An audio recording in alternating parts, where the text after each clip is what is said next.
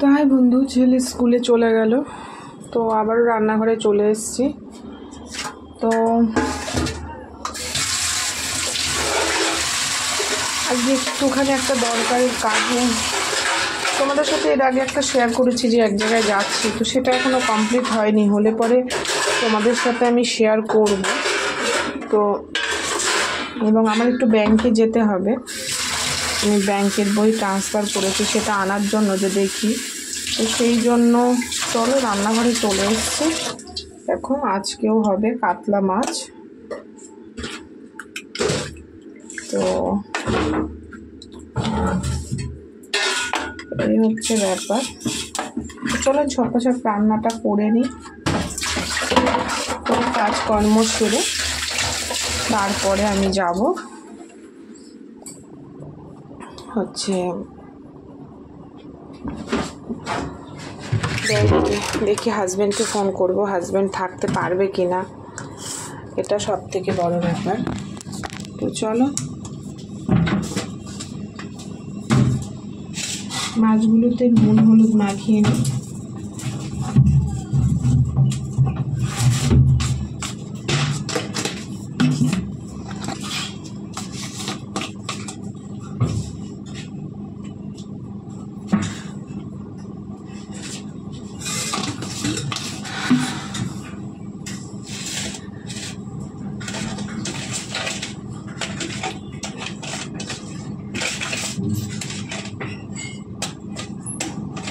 আজকে সুন্দর রোদ উঠেছে,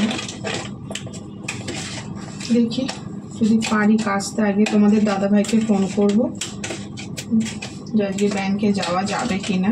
ব্যাংকে যাওয়াটা আমার খুব দরকার।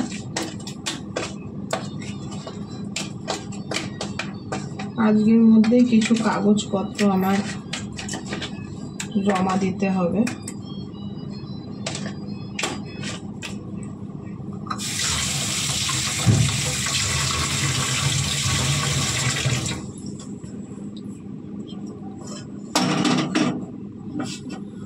কড়াটা বসিয়ে দিই।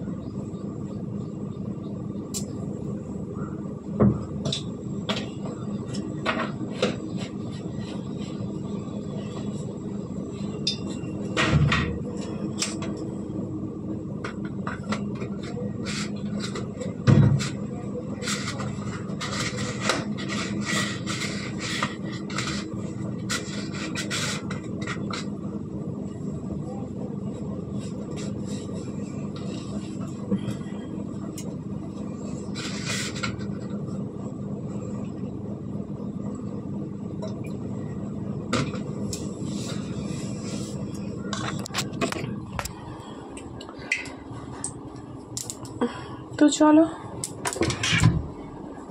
তেল দিয়ে দিয়েছি, আস্তে আস্তে রান্না করে নিই। বরকে তার মধ্যে ফোন করব, যদি বলে হ্যাঁ তাহলে কাছাকাছিও আছে। আজকে রোদটা খুব সুন্দর উঠেছে। জামা কাপড় আগেরই শুকায়নি, কিন্তু কেচে দিলে অন্তত জলটা ঝরতো। দেখা যাক কি হয়।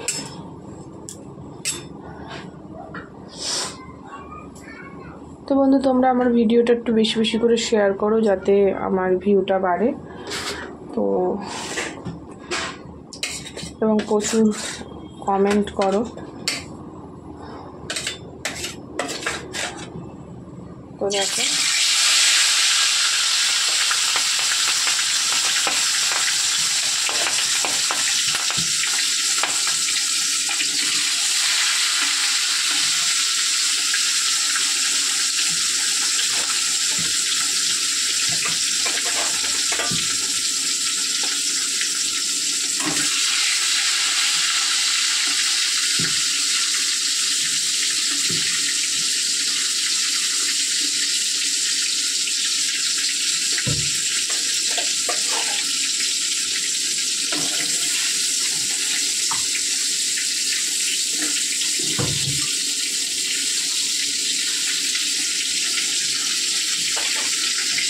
তো চলো বন্ধু, মাছটা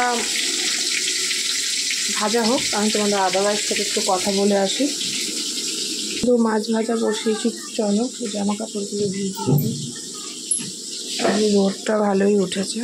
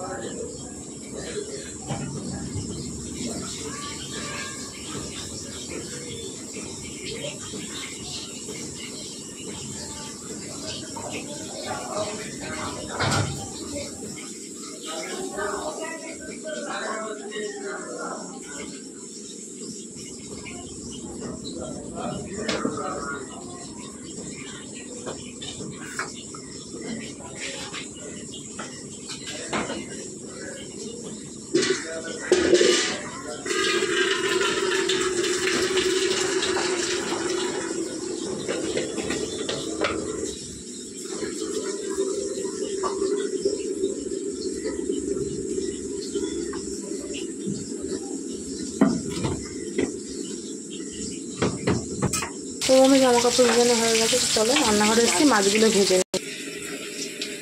তো বন্ধু দেখো, হয়ে গেছে এখানে মাছ ভাজা।